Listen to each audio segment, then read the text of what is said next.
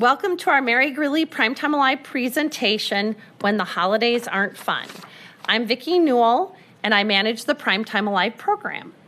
As a reminder, if you would like more information about Primetime Alive or how to join, please visit our website, mgmc.org/PTA. Our presenter today is Mike Willer. Mike started at Mary Greeley Hospice as the bereavement coordinator in January of 2019. Before working for Mary Greeley, he served as a pastor in the United Methodist Church. Mike has served for 14 years as a chaplain in the Iowa Army National Guard and now in the United States Army Reserve. He has a Master of Divinity from the University of Dubuque Theological Seminary and a Bachelor of Arts in Political Science from the University of Iowa. Mike has been happily married to Danelle for 24 years and has two daughters. One is a senior at Iowa State University and one is a sophomore at the University of Iowa. Please welcome Mike. Thank you, Vicki. So I'm here to talk about the holidays, and we'll just kind of go through some suggestions and some advice on how to get into the holidays. And the reason that I get to talk about this is we believe, and I say we, most people believe the holidays are like a Hallmark movie, or at least that's how I relate it to. When Christmas comes, between Thanksgiving and even during Thanksgiving and into Christmas, the channel at my house, living with three ladies who love the Hallmark channel, that's what we watch a lot. And so we see all these movies in which everybody's happy and joyful, and that puts a lot of pressure on people, especially if you've lost a loved one this last year, because we have this sense that if you're not happy during the holidays, there's something wrong. And the reality is you may not be happy, because if you've lost someone, it is a sad time. This may be the first set of holidays without your loved one present. And so the holidays are a reminder that you're alone, and so that's not always a happy time. And then you couple that pressure of trying to make the holidays so special and joyous with some bad advice. And we, at the end, when we have times for questions, if you've received some of that bad advice, you can put that out there, and we can talk about some of the bad advice that you get as someone who is grieving. When I talk to families of the patients that we've served, I hear people say that they've received advice of, oh, you'll feel better if you just get out there and go to a few more parties, or if you make the holidays a little bit more special this year, you'll be able to get through, and that's not always a good thing. So I've come up with a couple suggestions, and then we're going to kind of go through them. We're going to kind of talk through each suggestion and why it's helpful, and then at the end, like I said, we'll have time for questions. So if you have suggestions that have worked for you and they're not listed here today, you can put that in the comment and question section too, and I'll gladly cover those, because I'm always looking for some more suggestions. So the first piece, or the first suggestion that I have for folks to get through the holidays if you're grieving, is give yourself permission to feel bad. What do I mean by that? I think it's important that if you're grieving as you come into the holiday season, you step back and you ask, how do I feel? If you know that Christmas is going to be tough, or if Thanksgiving was going to be tough, or any holiday, it's a self-awareness thing.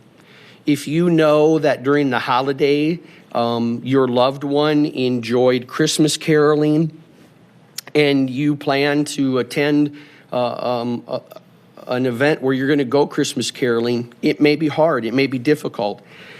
But the key to giving yourself permission to feel bad is to understand how you feel. Don't try to mask your feelings. Don't try to tough your way through your feelings. Just be honest with yourself and with others.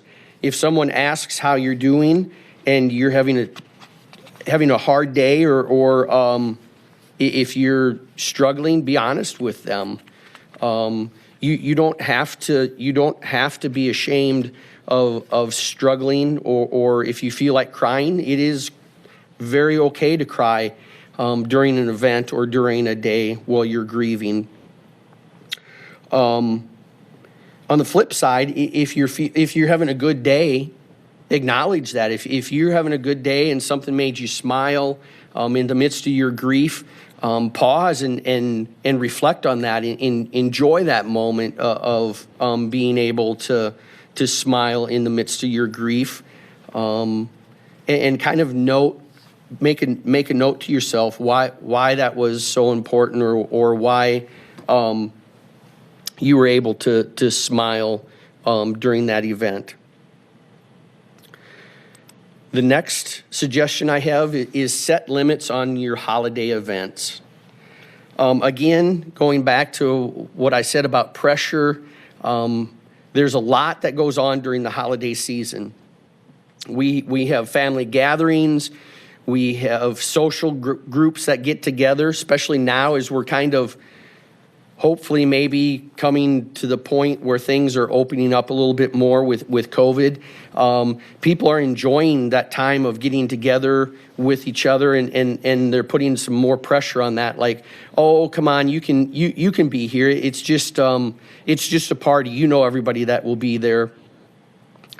But again, set limits. If you don't want to go to something because it's going to be hard, or if you're just having a down day, then don't feel like you have to go to every event.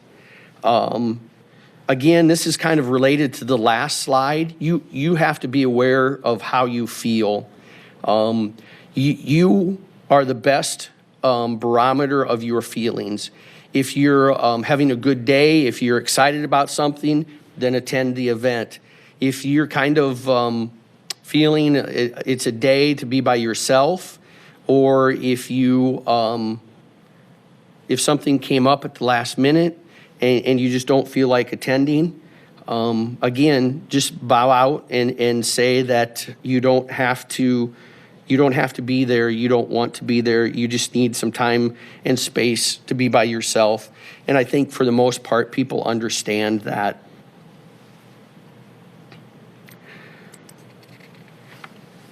Next, honor the established traditions.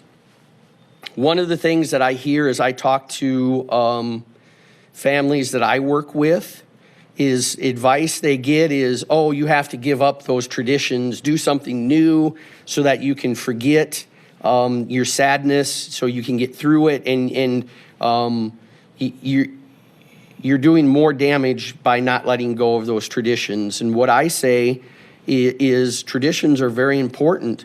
If something is special to you and your loved one, during the holiday, you always had a special decoration that you put up, or if you decorated your house and you turned on your Christmas lights or outdoor lights or whatever that tradition is, by all means, if it's special and if it's important to you, continue to do it. There is no There is nothing wrong with those traditions. You have them and they are important to you for a reason. And again, kind of sit down at the beginning of the holidays and figure out what those traditions are that are important to you, and the ones that you want to continue. Maybe they are obvious, or maybe as you sit down and take note of what traditions you've had over the holidays, maybe it'll be an eye-opening thing for you where you'll say, oh, wow, I didn't realize it was that important to me until now. And you can continue that tradition or gathering of friends or whatever it is. But it's kind of an important thing to know what's important for you and what you need to keep doing. Now, as soon as I said keep your traditions, I also will tell you it's okay to start new traditions. A new tradition can be a healing thing. If you now find yourself alone during the holidays, maybe a tradition is that you travel somewhere to your family. If they live a distance away, maybe that's a new tradition that you can ask them to host the holidays, and you can have something to look forward to. You know that over the Christmas season you'll be going out of state or out of town, or if you have a group of friends that are widowed or widowers, maybe a new tradition is that you can get together on Christmas Eve or the week before Christmas and go to lunch together or host a lunch event, and that can become a new tradition. And that new tradition is supportive because you're with like-minded people that know what you're feeling, and they can talk about their feelings with you, and you know what they're going through. Or maybe a tradition is that you make a donation to a nonprofit organization in memory of your loved one, and that can become a new tradition where you can do that every year, and that becomes a special time of remembrance. And you can tie the holiday together with the memory of your loved one. So that is, I think, something that's also important. Then I would suggest that you plan ahead. And this is one that a lot of people don't think about. But what I will tell people, and what I would advise people, is don't wait for the holidays just to happen. If you just sit back and say, okay, I can make it through the holidays, you may struggle. If you sit back and you say, what do I want to do and when do I want to do it? You can make a list of events that you know that are coming up. If you've been invited to several parties, you can list them, the dates and the times, and you can kind of put together a calendar, and you can say, boy, this time of December or January is pretty busy, and I might get run down and get tired. So you can kind of you can kind of say, well, I'm going to kind of break that up. I may go to this party or I may go to that event, but I might skip this one.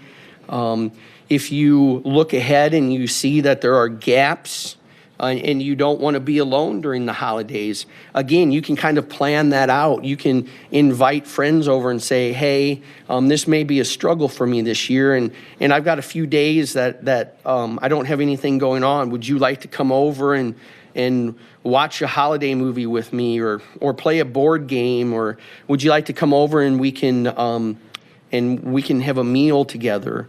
And you can fill that time on that space.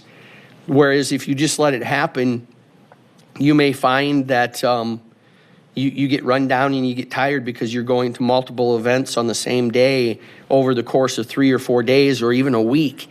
And there's nothing that's harder on grief than getting wore down, because then it's just it's physically exhausting, and then it becomes emotionally exhausting also.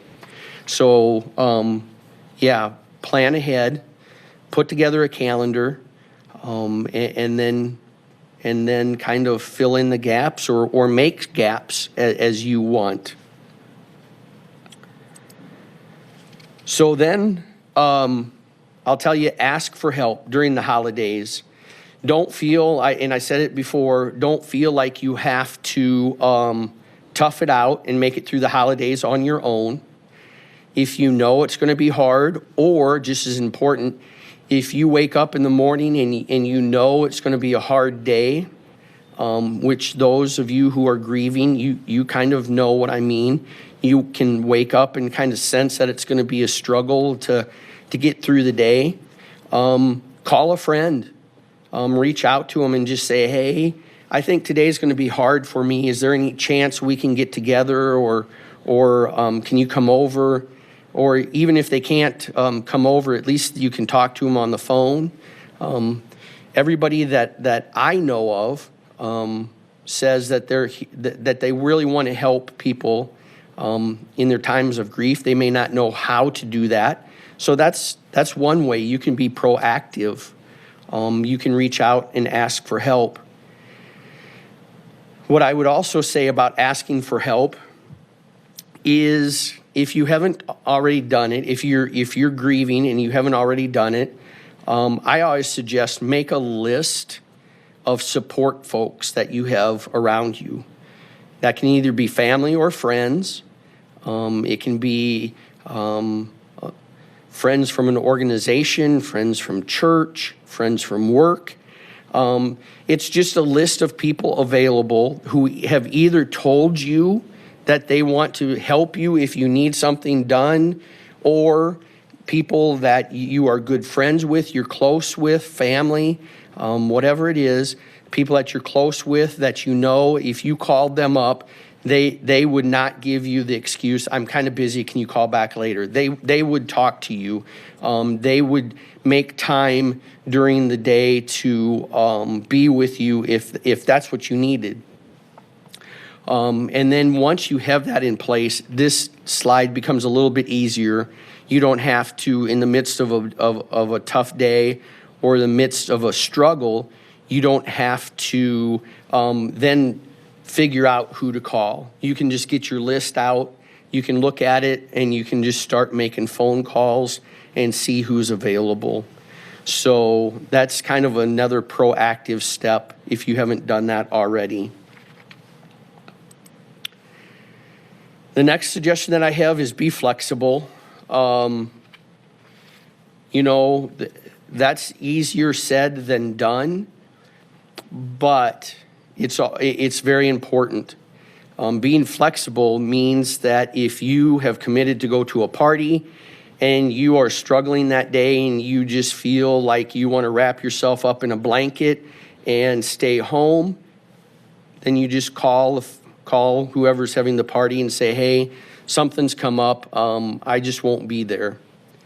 It goes the other way too. If you want to be by yourself and you thought that you could just spend the day wrapped up in that blanket, now all of a sudden you realize, hey, I'm kind of bored, my mind is playing tricks on me, I think it's best if I can go do something, then by all means, get up and go out to a friend's, go out shopping, but don't feel like once you are committed to something that you have to follow through with it.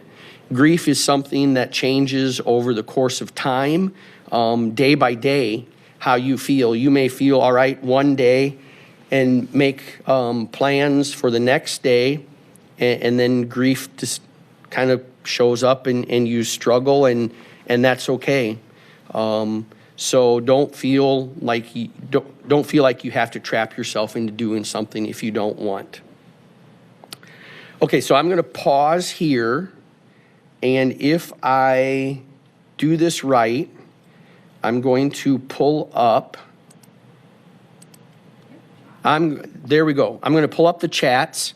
So I'm going to pause because I love, actually, as I do this, I always love to ask questions as we're going along. So what are your questions or comments? And then we'll go from there. Okay, so Karen, I don't like it when people say that my loved one would want me to do this or that activity. Yes, everybody, this is one thing that I hear often, Karen, is everybody is an expert on what you should do, but you're the one going through it. So exactly.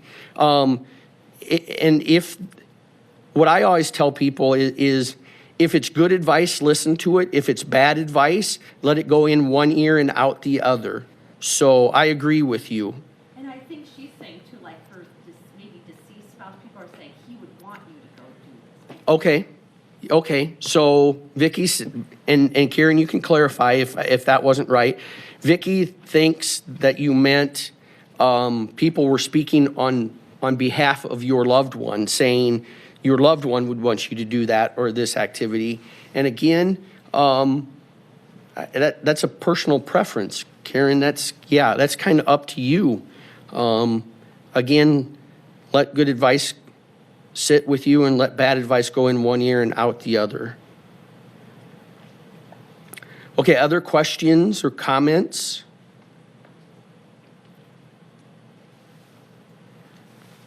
Hopefully, I'm not seeing any pop up, so hopefully this was helpful. If you want to carry on this conversation, you are more than welcome to call me. My number is 956-6000. That will connect you. If you call that number, that will connect you to the Israel Family Hospice House. And if you ask for Mike, they will transfer you to me, and I would be glad to carry on this conversation or answer your questions. Otherwise, not seeing any other, I'm going to put my mask on, and Vicki is going to come back and make a couple comments, and we'll go from there. So thank you. All right, thanks, Mike. And if you do still have more questions, please type them in while I'm doing the closing, and we can have Mike pop back in here. So thank you, Mike, for your information. Really, it sounds to me like you need to do what you need for yourself to get through this. And if you change your mind, that is okay also. We all know what's best for us, and we need to take care of ourselves. And that's a great message any time of the year, definitely. I want to remind everyone of upcoming programs. We do have another one next week on Wednesday at 2 p.m., and that is Dr. Christy Christofferson with McFarland Clinic Foot and Ankle Surgery is doing a program on foot and ankle pearls from an orthopedist perspective. And then our next program after that is Thursday, January 6th at 2 p.m. And that is Dr. Peter Buck, who has retired from McFarland Clinic, but he is an orthopedic surgeon. And he's doing a program on ice storms, how to keep yourself out of the emergency room. And he really wanted to do this program because he said during his practice, he could not believe the number of people he would see come in after an ice storm. And he really wants to get information out to people because he'd rather prevent these broken bones and other accidents that happen rather than have to treat them. So he'll have some great information to share as well. And as a reminder, you do need to sign up for all of our programs online on the mgmc.org/PTA website. So Mike, once again, thank you. If anybody has any other questions, you can always email me as well, and I can pass them along to Mike. So thank you for joining us, and happy holidays, everyone.